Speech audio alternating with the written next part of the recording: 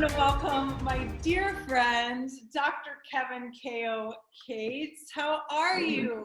What's happening? What's happening? How you doing, dear? I am so good. You know, my heart is so happy to be inside of this conversation. As I was preparing for it, I was reflecting. You and I have known each other for 5 years now. Yes, been 5 years, huh? It's been a hot minute. And Yeah. So for those of you who don't know Khao, he is, besides being just a phenomenal human, he's a multi-platinum Grammy nominated producer. He's got more than 30 million combined records sold around the world, working with folks like Kendrick Lamar, Jay-Z, Nicki Minaj, Lil Kim, Pharrell Williams, and on and on and on and on. And though, like, what blows my mind, and one of the things that really just like was part of the connection when he and I first met in 2008, he decided to take time off from music to create an organization called Bridge the Gap, which is a nonprofit that combines hip hop and education with mentoring. Has been implemented programs like all across the US, down in the Bahamas, created KOOLriculum, which is in like this, I love this program, technology driven science, English, math, and you've shifted that over into AR driven curriculum. And then of course you've won a presidential Lifetime Achievement Award brought on by our former President Obama. So welcome, Khao, to this conversation. All right. Yeah. Thank you. So we're here to talk about your walk from success to significance.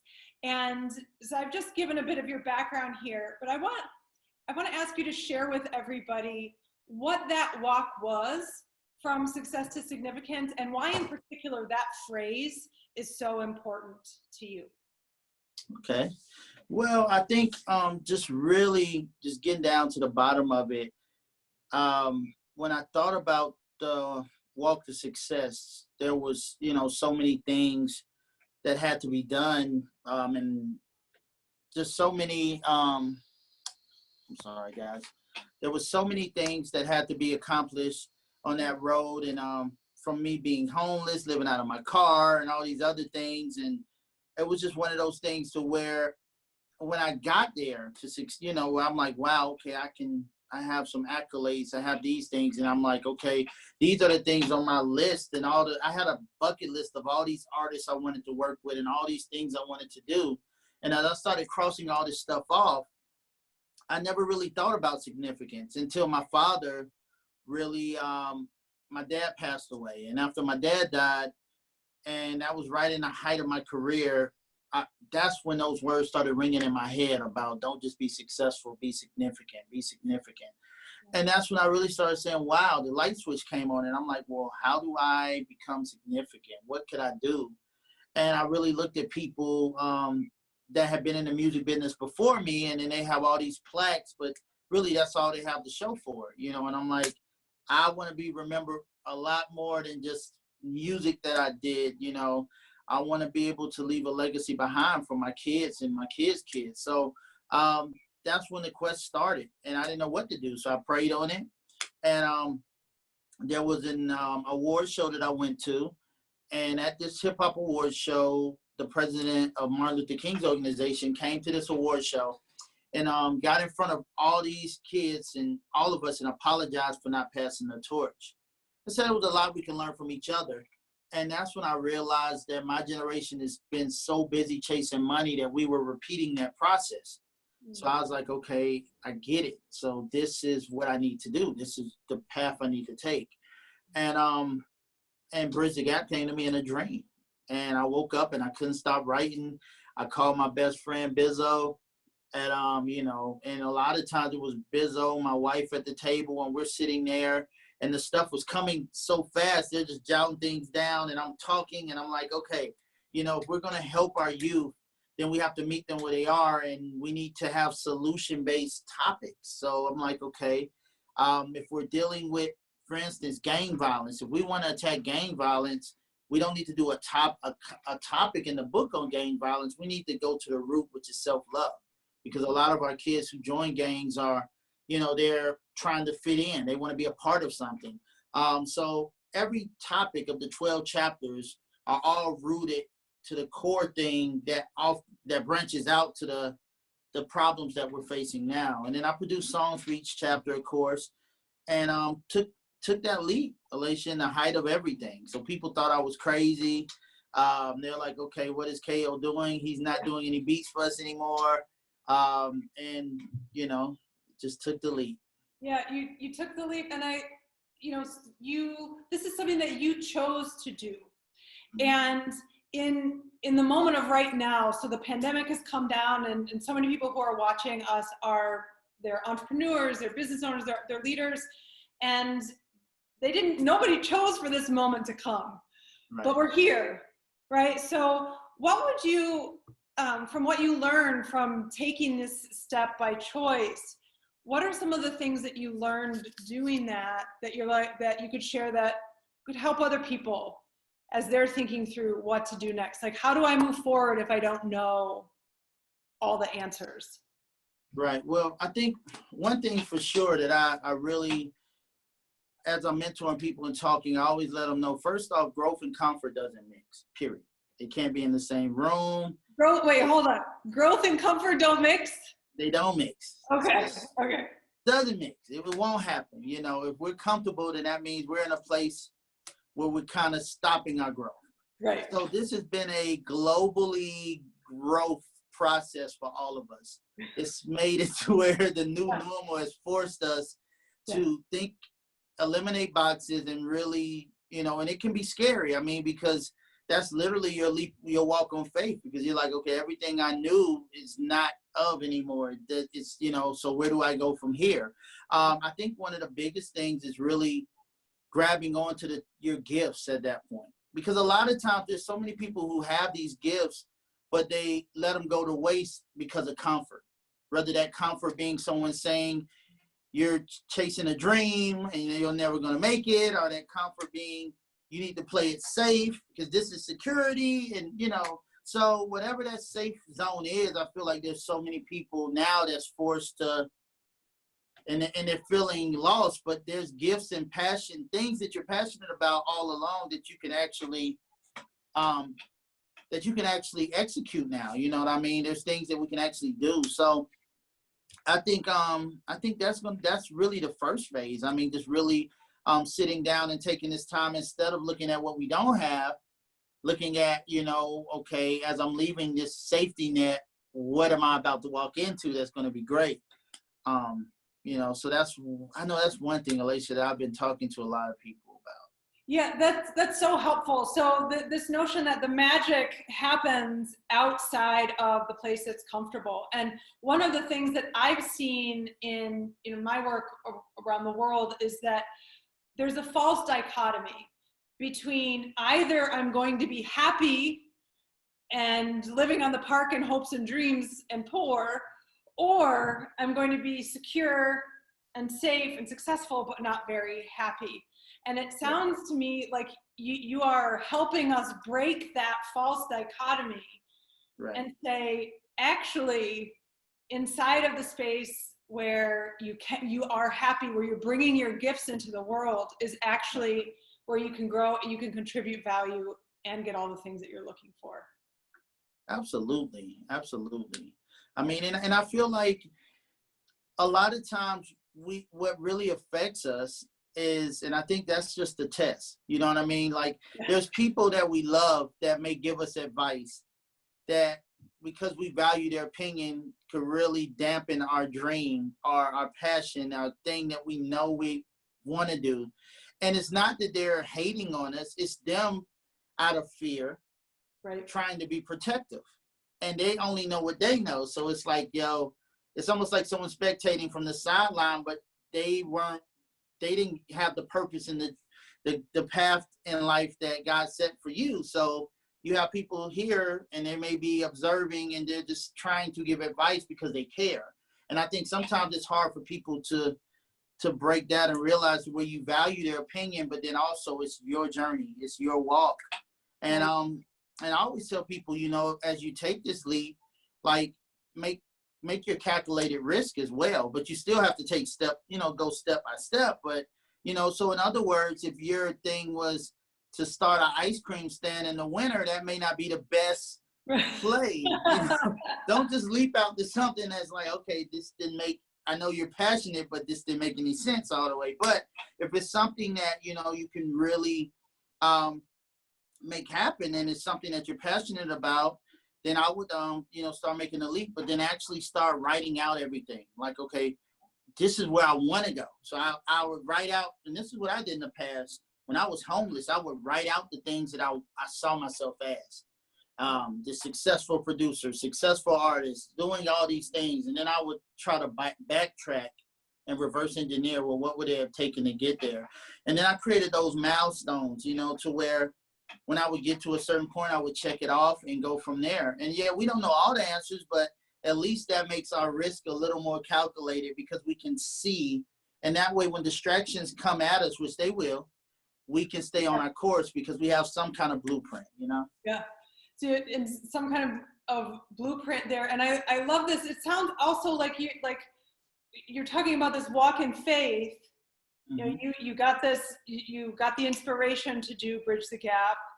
Mm-hmm. And though that the faith is a dance together with planned action, right? So it's not just sitting in your chair in your studio, or when you were homeless, like sitting, just there hoping that something would happen. Right. It's coupling that with getting into action and saying, okay, and it sounds like you also, with all of this, put direct, specific, this is what I want to create. This is how I want it to look. These are ways that I can imagine myself getting there. So it, again, this theme has been flowing through all of the conversations. It's that dance between this is what's happening and then allowing. Right. Moving and allowing. Is that the case? Absolutely. And that's funny, because I was just having a conversation yesterday. Someone that wanted to do something, and they wanted to be this speaker. And I'm like, well, you have a lot of wisdom. You should go for it. And they're like, well, I'm just waiting on God's time. And I said, okay, that's good. But sometimes someone can say that, but then they're putting God's time on their schedule. And if they're in a comfort zone, then when does God's time actually happen? Because God's time, the opportunity will knock on your door, and then that same person says, I wasn't prepared, so I'm going to pass up. Well, if you would have took the leap, and met halfway, we could have got something going. So, definitely. Yeah, exactly. I always say that we don't have to, unless somebody requires that you have a piece of paper to do something, meaning like a doctor, a lawyer, an accountant, like you have to have that piece of paper. You never have to have done anything in order to do something. You just got to get out there and start doing it. Absolutely. So, Khao, we've got a question coming in here. What do you use? This is from Wallace. What do you use to keep focused with your goals in front of you, like a power statement, self-talk? What do you use to help yourself keep focused? Well, Wallace, a lot of times with me, I'm like, how do I put it? I'm all over the place, but then I'm not at the same. Hold on, guys. Sorry about that. So I'm all over the place, but at the same time, I'm still focused. Mm-hmm. So, I have 14 different companies. I have trucking companies. A film company. You name it, from education to all these things, but they all align with the root of just music itself. But a lot of times what I have to do, because they say there's no way to truly multitask, I will map out my day, and it may be a thing to where from this hour to this hour, I'm only focused on Bridge the Gap, and I'm giving it my 100%. And then the next hour to the next hour, I may be focused on something totally different, and that way I have to have something written down and have my, have my main goals like right in my forefront, so I don't get distracted, because you can imagine the calls, and they'll have good people will call me with good things. Hey, I have all of this. All I need for you to do is X. And it's like, yeah, that all adds up, but it doesn't really align with where my vehicle's going right now. I can't take a detour. So I have to work on just being very disciplined, and I'm a more free going person. So I've been really having to be strict and get out of my comfort zone and really start creating more structure. Which a lot of times that's hard for creatives, because we just like to flow, but it's like there's another side that turns our creativity into profit and to excel that requires that. So that's been my thing, you know, really sticking to a schedule. Yeah, and what I really like about what you're saying there is that you are, although your preferred way of being is to be the creative and the flow and doing the things and letting things happen, you see that who you have to be in order to achieve the thing that you want is a shift over. It doesn't get rid of the creative piece, but it's you choosing to step into that way of being, right, in order to get the result or the outcome that you're looking for. Definitely. And you know something else, Elatia, that helps me, and sometimes we don't do this because we tend to put ourselves in boxes so much. Like, it would be easy for me to say, oh no, I'm just the music guy. But when I realize there's a such thing as extracting your gift out of the title, the topic, the box. Yeah. So what I mean by that is I'm great. God's blessed me with a gift of music, but at the same time, I learned how to extract that gift out of just being put in that box. And then now as I'm doing business, as I'm creating music, as I hit the keys, I'm able to actually, when I hear the right sound, I hear the song already done in my head. Yeah. And then it's just a matter of me working it out to complete it. Now, if I'm doing a business deal or something or some idea, I use that same gift and it's like I'm hitting the keys, but when it hits, I'm able to trigger and see that entire business structure laid out like it was a song. Right. And then I'm able to just act through it and see the ins and outs. So it's extracting the gift from the box, I guess I would say. Yeah. Yeah, and one of the things that I find fascinating about this, so in the work that I do around the future of work and what it's going to take to help us be successful, I talk a lot about moving away from a ladder career. So we do one thing, we stay in that lane, and that's just it forever. And we shift over into a mosaic where we take exactly what you're talking about, this central core of values or talent or thing that helps us flourish in the world, and we start to apply that across many, many different things. Because that lane, as we're seeing right now with everything that's happening, those structures and rules have sort of fallen away and moved to the wayside, moved over to the wayside. Khao, I want to talk about the importance of education, and in the shift that you're making that you've made, and now you're in the dance in between music and education, which, by the way, this is another great example of blending of what used to be separate industries or genres into one magical space.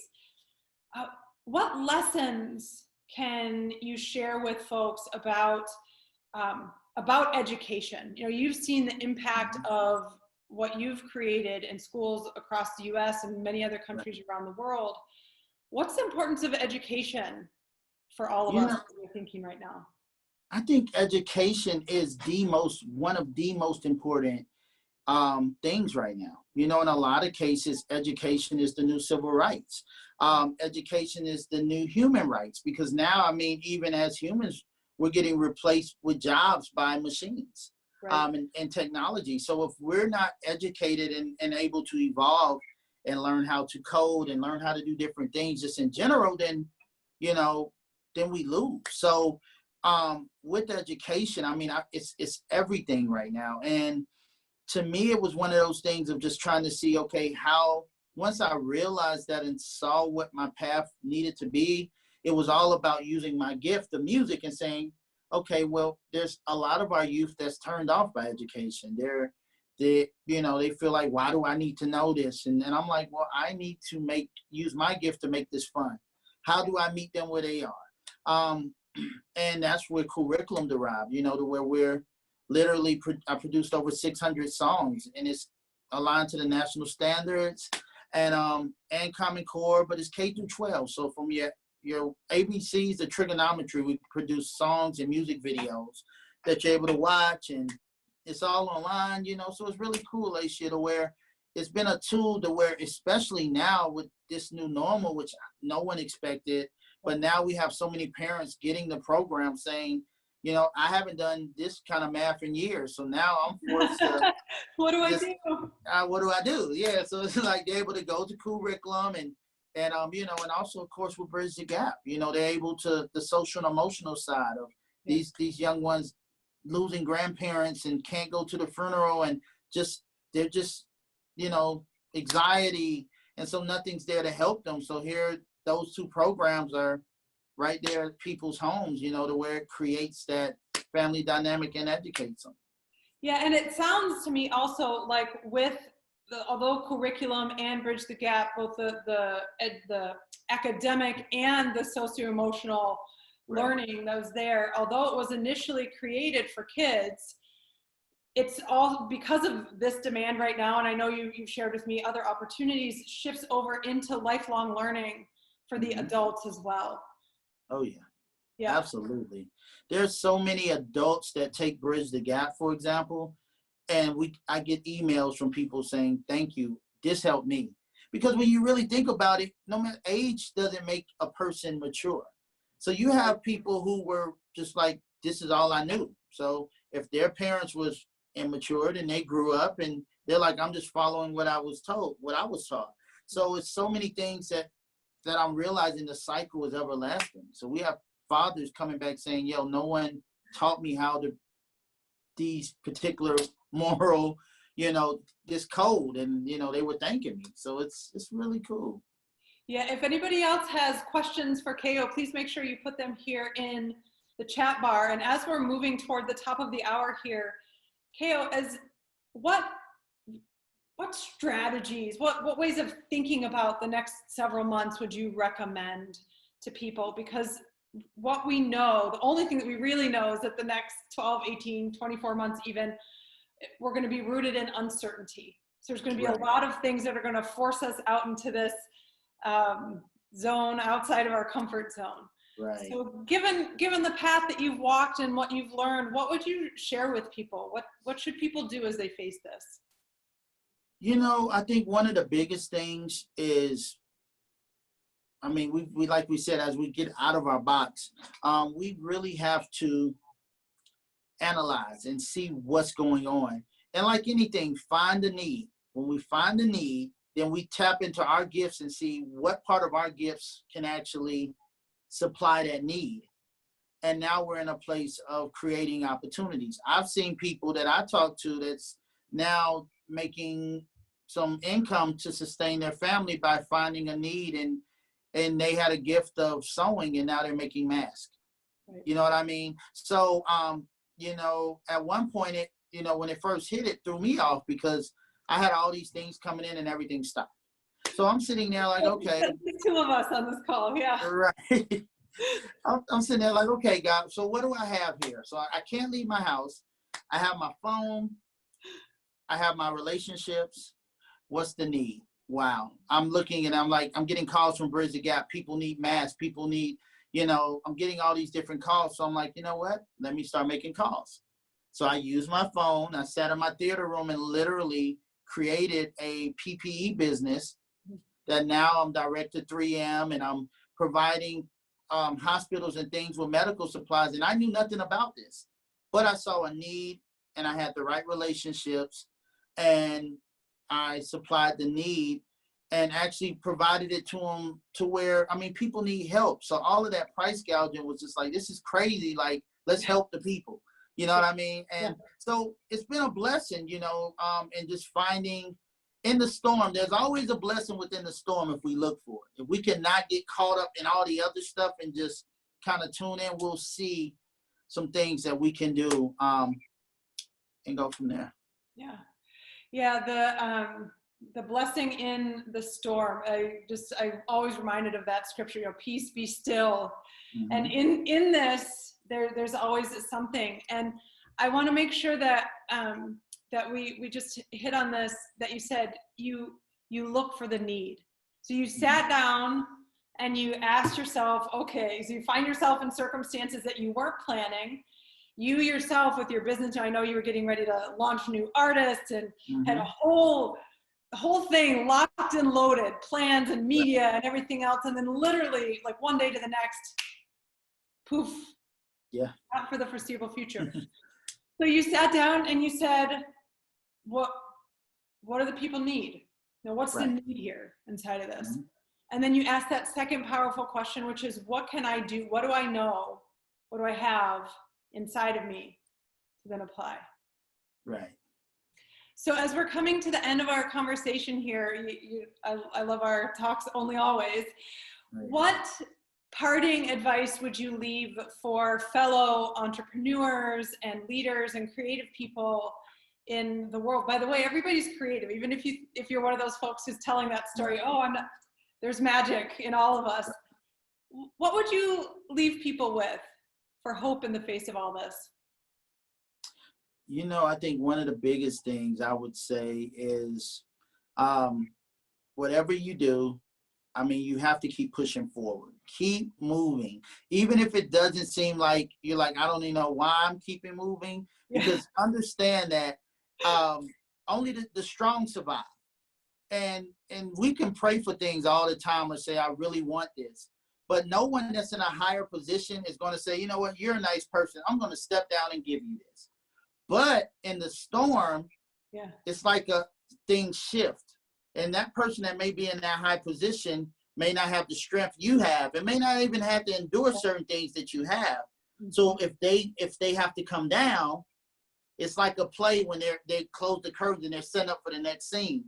That next scene, when the curtains open back up, if you keep moving forward, it could be you in that position now because you're strong and you can make it through. So just know there is one of the biggest strengths is being a survivor, because there's so many people that are in high positions that never had to do anything. They were just born with it. And now when things hurt everything and stuff gets shifted, it leaves room for someone like us and survivors to say, oh, I know what to do with that. Yeah. You know, so just keep moving forward. That would be the biggest thing. And just and keep your relationships by all means, you know, big or small. You never know who someone's going to be and who that person is going to be to help you later on. So as long as you keep your slate clean and you're on your character and keep moving forward, you will come across other like-minded people doing the same, and you will be able to get where you need to go. Yeah. Well, that's beautiful. And I think that's the bow and that we can put at the end of this conversation here. Dr. Kevin K.O. Cates, I can't thank you enough for joining us today and sharing some of the bright sunshine that comes out of you in the midst of this disruption. Thank you for sharing your wisdom and experience. All right. Thank you, babe. Talk to you soon. I'll see you soon. Talk to you soon.